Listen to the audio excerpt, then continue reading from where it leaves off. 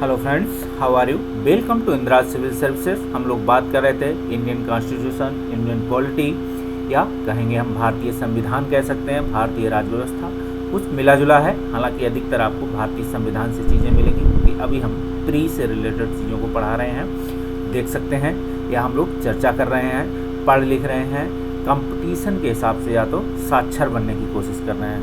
Competition में साक्षर वही है जो क्या है, जो सेलेक्ट हो, जो जिस पोस्ट के लिए, जिस एम के लिए, जिस विजन के लिए तैयारी किया, वो उसको प्राप्त कर ले, तो या कहें वहाँ तक अचीव कर ले। जो कुछ मिल सकता है तो देख सकते हैं। हम लोग बात कर रहे थे इंडियन पॉलिटी पे, तो हम देखेंगे इस पे हम लोग 3 वीडियो कंप्लीट कर चुके हैं। हम लोग बात कर रहे थे किस पे, कॉन्स्टिट्यूशन डेवलपमेंट ऑफ इंडिया। तो आप इस पे देख सकते हैं कि पार्ट 4 आज हम इस पे चर्चा करेंगे। और हम लोग, अगर आप यूपीएससी, सीएससी, यूपीपीसीएस 2021 दे रहे हैं, हालांकि अभी दोनों ही एग्ज़ाम पोस्टपोन हुए हैं। कोविड-19 का जो प्रोटोकॉल चल रहा है, ठीक है, कोविड-2 आया हुआ है, आपके लिए एक खतरा था, इसलिए सरकार ने क्या हुआ, एग्ज़ाम आपको टाल दिए हैं, पोस्टपोन किए हैं। तो देखेंगे UPSC, CSC, UPPCS, other state PCS exam, pre cum mains, one day exam अगर आप दे रहे हैं, एसएससी, रेलवे, बैंकिंग, तब भी आप इस चैनल को फॉलो कर सकते हैं, देख सकते हैं। हम देखेंगे भारत में संवैधानिक विकास कैसे हो रहा था, आखिर ब्रिटिश कॉलोनियन या ब्रिटिश सरकार जो थी वो कैसे कैसे धीरे धीरे क्या कहता है, छन छन के कि चलिए अब थोड़ा से कुछ अधिकार दे दें, जिससे क्या होता है, संतावना देना कि चलिए एक टपकन थ्योरी आपने सुना होगा, इजराइल की जो टपकन थ्योरी, एरीगेशन की टेक्नोलॉजी है, कहीं ना कहीं आप देखेंगे ये टपकन थ्योरी कहीं ना कहीं क्या है, ब्रिटिश कॉलोनियन की जो है पॉलिटिकल जो पॉलिसी थी, कहीं ना कहीं वहीं से निकल रही है। तो आप इसे भी देख सकते हैं। आज भारत की जो राजनीतिक स्थिति है वो भी कहीं ना कहीं आप देखेंगे क्या है, कॉलोनियल स्टेटस की तरफ जा रही है। लोग अपने हिसाब से काम कर रहे हैं, लेकिन हम अब क्या है, democratic Republic of India, democratic लोकतांत्रिक व्यवस्था में रह रहे हैं। देखेंगे आज हम 1813 का राजलेख क्यों कहते थे, क्योंकि ये कहाँ पास होता था, ब्रिटिश क्राउन्स के अंदर से। तो आप देखेंगे इसीलिए से क्या कहते थे, ब्रिटिश क्राउन से क्या होता था, पास होता था, तो इसीलिए इसे राजलेख कहा गया कि वहाँ से ये चार्टर पास हुआ और भारत में क्या था, लागू हो जाता था। तो 1813 के चार्टर एक में आप देखेंगे राजलेख में क्या हुआ था, कंपनी के व्यापारिक एकाधिकारों को अब समाप्त किया जाने लगा था, क्योंकि व्यापार क्या था, कंपनी व्यक्तिगत रूप से क्या था, करप्शन कर रही थी व्यापारिक अधिकार के नाम पे, और केवल चाय और जो है चीन के साथ व्यापार करने का अधिकार बचा रहा था। ये 1813 में आप देखेंगे। लेकिन चाय और चीन के साथ आप देखेंगे यही 2 व्यापार बचे हुए थे कि आप चीन के साथ व्यापार कर सकते हो और चाय। तो आप देखोगे कंपनी के व्यापारिक अधिकारों को अब राजस्व नियंत्रण 20 वर्ष के लिए बढ़ा दिया गया था। जो व्यापारिक अधिकार थे सिर्फ इन्हीं को लेके जो बना रहा था, 20 वर्ष के लिए बढ़ाए गए थे। स्थानीय संस्थाओं को करारोपण का अधिकार दे दिया गया। स्थानीय संस्थाओं को अधिकार करारोपण, जैसे कुछ लोकल गवर्नमेंट या लोकल इंस्टीट्यूशन थे, आप देख सकते हैं उनके अधिकार बढ़े। राजस्व संबंधी नियमों और लेखांकन की व्यवस्था की गई। तो कभी आपसे पूछा जाए कि राजस्व के नियमों और लेखांकन की व्यवस्था किस अधिनियम से है, तो 1813 के अधिनियम में भी आपको मिलेगी, आप इसे बता सकते हैं। इसके साथ ही आप देखेंगे कि ईसाई मिशनरियों को भारत में धर्म प्रचार करने के लिए अनुज्ञा प्रदान की गई थी। ठीक है, ईसाई मिशनरी अब क्या थे, सीधे आ सकते थे प्रचार करने के लिए। और आप देखेंगे भारतीयों की शिक्षा पर जो है पहली बार एक बजट पास होता है। सबसे ज़्यादा क्वेश्चन पूछे जाने वाला 1813 के अधिनियम से इस क्वेश्चन को पूछा गया है कि भारतीयों की शिक्षा पर 1 लाख रुपए का वार्षिक धनराशि की व्यय का प्रावधान किस अधिनियम के तहत किया गया था। तो भारतीयों की शिक्षा पर 1 लाख रुपए की वार्षिक धनराशि का व्यय का प्रावधान किया गया था। इसके साथ ही आप देखेंगे 1813 का चार्टर अधिनियम क्या था। तो आप चार्टर अधिनियम, क्योंकि इस अधिनियम में कुछ और बातें रही होंगी, लेकिन अभी हम एग्जाम पॉइंट ऑफ व्यू से मेन पॉइंट को देख रहे हैं। अब सीधे बात करेंगे 1813 का चार्टर अधिनियम। तो देखेंगे 1813 का चार्टर अधिनियम था, इसके तहत 33 में 1813 तक क्या था, 1813 तक जो बंगाल का जो अधिनियम, चार्टर अधिनियम था, बंगाल का गवर्नर जनरल बंगाल से रेगुलेट होता था, तो बंगाल के गवर्नर जनरल को क्या कर दिया गया, संपूर्ण भारत का गवर्नर जनरल बना दिया गया है।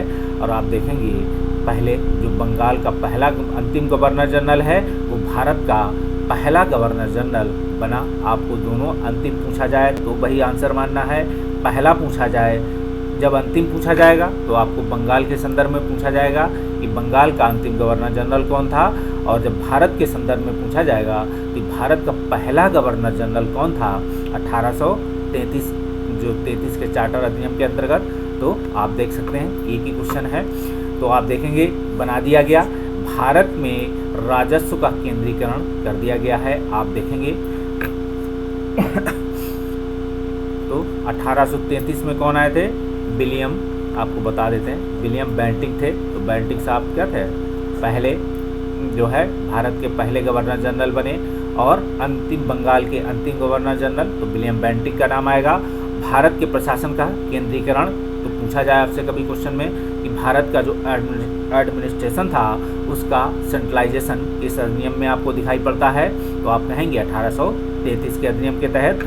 और बात करेंगे, देखेंगे कि संपूर्ण देश के लिए एक समान कानून लागू किया गया था। तो आप देखेंगे संपूर्ण देश के लिए क्या है, एक समान कानून लागू किया गया था। इस अधिनियम द्वारा कंपनी के व्यापारिक अधिकार समाप्त कर दिए गए और भविष्य में केवल राजनीतिक ही कार्य करने थे। तो आप देखेंगे जो चाय और चीन के साथ अधिकार करने को दिया गया था वो अधिकार भी अब समाप्त कर दिए गए थे। यहाँ अब सीधे राजनीतिक कार्य करने थे। आप देखेंगे कि आज जितने भी कानून भारत में पास होते हैं वो क्या है, एक समान का जो एक कानून संहिता है उसके तहत आप देखेंगे सभी के लिए अलग अलग कानून हैं और अलग अलग धर्मों के लिए। लेकिन उस समय आप देखेंगे कि क्या है, जो सेंट्रलाइजेशन भारत के गवर्नर जनरल से जो कानून पास होते थे वो एक समान कानून पूरे भारत पे लागू होते थे, लेकिन वो एक संहिता नहीं है, सिविल कोड नहीं था। देख सकते हैं लॉर्ड विलियम बेंटिंक भारत के प्रथम गवर्नर जनरल बने, आप इन्हें देख सकते हैं। और देखेंगे संपूर्ण देश के लिए क्या किया गया, एक बजट की व्यवस्था की गई। तो एक बजट की व्यवस्था की बात जब की जाएगी तो बजट तो आप देखेंगे क्या है, बजट पहले ही पास होता था, लेकिन संपूर्ण देश के लिए एक बजट की व्यवस्था है शिक्षा के लिए 1813 में। लेकिन संपूर्ण देश के लिए क्योंकि पहली बार क्या हुआ, बंगाल के गवर्नर को भारत का गवर्नर जनरल बना दिया गया, तो जायज़ सी बात है कि संपूर्ण देश के लिए एक बजट की व्यवस्था की बात होने लगी। भारत में दास प्रथा को गैर कानूनी घोषित कर दिया गया, कौन से 1833 के अधिनियम से। और आगे देखेंगे जिसके आधार पर ये आप देखेंगे जब 1843 में हम लोग पहुँचते हैं तो दास प्रथा का उन्मूलन हो जाता है। यहीं पे दास प्रथा का उन्मूलन कर दिया जाता है। तो आप देख सकते हैं ये अधिनियम बना हुआ है। और आगे बात करें, देखेंगे भारत में सभी प्रचलित रूढ़ियों, आप देखेंगे प्रथाओं संहिताबद्ध करने के लिए एक विधि आयोग बनाया गया। भारत में जो आपके समाज में रूढ़ियाँ प्रचलित थीं कि ऐसा करोगे तो ऐसा हो जाएगा, कुछ समाज में प्रथाएँ थीं कि हमारे दादा परदादा करते चले आए थे, हम भी इसी प्रथा को फॉलो करेंगे। जैसे क्या कि जैसे कोई शादी ब्याह में क्या है, कोई भी अन्य प्रथाएं, सामाजिक बंधन, सामाजिक रीति रिवाज, ये सब चीज़ों को, यही रूढ़ियों को देख सकते हैं। ठीक है, रूढ़ियाँ और प्रथाओं में सूक्ष्म अंतर है, लेकिन आप देखेंगे रूढ़ियों को प्रथाओं कह सकते हैं लेकिन नहीं भी, ठीक है, सच है भी नहीं भी की तरह सच है। तो आप देखेंगे गठन किया गया। इस आयोग का प्रथम अध्यक्ष लॉर्ड मैकाले थे। तो लॉर्ड मैकाले साहब तो फिल्ट्रेशन थ्योरी आपको पता ही होगा, जिसकी नीति आज भी आप क्या है, टपकन थ्योरी। तो टपकन थ्योरी भी लॉर्ड मैकाले से निकल सकती है, जो इरिगेशन डिपार्टमेंट की आज की है, या कह सकते हैं लॉर्ड मैकाले फिल्ट्रेशन थ्योरी। आप देख सकते हैं पूछा ही गया कई बार क्वेश्चन कि फिल्ट्रेशन थ्योरी किसकी है। तो विधि आयोग बनता है 1833 के अधिनियम के तहत। और देखेंगे इसके प्रथम अध्यक्ष लॉर्ड मैकाले बनाए जाते हैं। और लॉर्ड मैकाले को क्या कहा जाता है, भारत में जो है सिविल सर्विसेज के संदर्भ में इनका योगदान आप देख सकते हो। इंग्लिश के संदर्भ में इनका क्या है, आज जो इंग्लिश और हिंदी के बीच रोना है आपके बीच, तो ये मैकाले साहब ने क्या कहा, इसके जन्मदाता कौन है, मैकाले साहब ही हैं। तो आप देख सकते हैं चाय और चीन के साथ व्यापारिक अधिकार को समाप्त कर दिया गया। आप देखेंगे कंपनी के नियंत्रक मंडल का अधिकार क्षेत्र क्या कर दिया गया, सीमित कर दिया गया। कंपनी का जो एक नियंत्रण मंडल था उसके अधिकार क्षेत्र सीमित कर दिए गए। पहले आपको बता चुका हूँ क्या है, ट्रेड ट्रेडिंग इनसे क्या था, ट्रेडिंग इंड कर दिए गए, ट्रेडिंग समाप्त कर दिए गए, ठीक है। और आप देखेंगे अब इन्हें क्या था, पॉलिटिकल राइट करने थे, पॉलिटिकल काम करने थे, वर्किंग द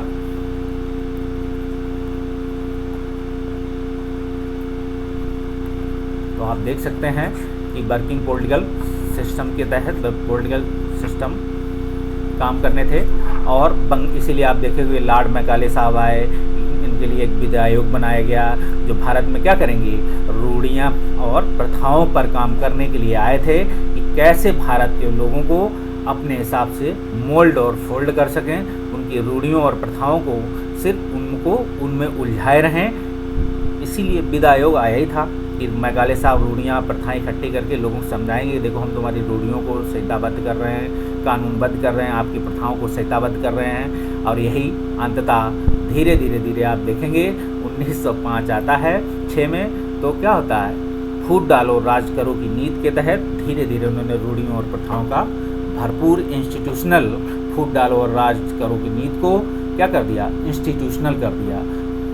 पहले से चले आ रहे थे, फिर अंग्रेज़ों ने किया, अंग्रेज़ों ने 1906 में जब क्या होता है जो मुस्लिम लीग का गठन कह सकते हैं, और आप देखेंगे 1919 के अधिनियम में क्या कर दिया उन्होंने, जो है फूट डालो राज करो की नीति को पूरी तरीके से क्या कर दिया, संवैधानिक कहेंगे, इंस्टीट्यूशनल कर दिए, संस्थाबद्ध कर दिया कि आओ हम आपको संस्थाबद्ध करते हैं, आप फूट कैसे फूटे रहो और राज करते रहेंगे हम। तो आप देख सकते हैं बंगाल के लिए भी एक क्या कर दिया गया, लेफ्टिनेंट गवर्नर का भी आप देख सकते हैं प्रावधान किया गया है। तो आप देखेंगे अब बंगाल के लिए क्या था, बंगाल का पहले जो गवर्नर जनरल था, अब वहाँ एक लेफ्टिनेंट गवर्नर बैठा दिया गया कि आप बैठिए, बंगाल को देखिए क्या हो रहा है। आप इस विवाद क्या है, बम्बई और मद्रास प्रेसिडेंसियाँ इनको लिए भी गवर्नर होते थे कि प्रेसिडेंसियों को क्या कर दिया गया कि उनको कानून निर्माण संबंधी अधिकारों को क्या किया गया, वंचित कर दिया गया। अब कहा गया कि अब भारत के जो गवर्नर जनरल हैं वो कानून बनाएंगे, और क्या कर दिया, आप कानून नहीं बनाएंगे, आप लेफ्टिनेंट गवर्नर के रूप में यहाँ बैठिए और कानून व्यवस्था, लॉ एंड ऑर्डर और पॉलिटिकल सिस्टम के तहत काम कीजिए। इन्हीं कार्यों को देख सकते हैं। ईसाई मिशनरियों को भारत में काम करने की क्या मिली, आज़ादी मिली। आज़ादी का मतलब है फ्रीडम पहले 1913 में ही, 1833-13 में ही मिल चुका था, लेकिन अब थोड़ी सी आज़ादी अन्य तरीक़ों से मिली हुई थी, ठीक है। भारत में आज़ादी आए थे मिशनरी धर्म प्रचार करने, फिर इन्होंने शिक्षा के माध्यम से धर्म प्रचार किया, और शिक्षा के माध्यम से धर्म प्रचार ईसाई मिशनरियों ने कैसे किया ये हम इस वीडियो में नहीं बता सकते।